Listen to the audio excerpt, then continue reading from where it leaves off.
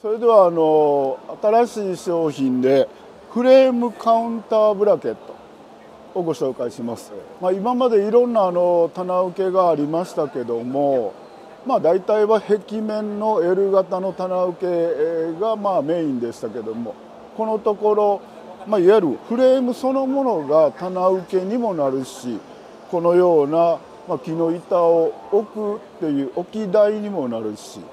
中空で留めるっていう、壁面に取り付けるっていう棚受けにもなるし、ここには展示しておりませんけども、天袋から吊るすという、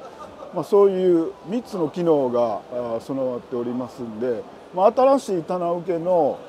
形じゃないでしょうか。今あんまりホームセンターさんでも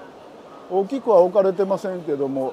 これからその L 型の棚受けとかと派生した形でこの辺りの商品が取り上げられるんじゃないかなというふうに期待しております。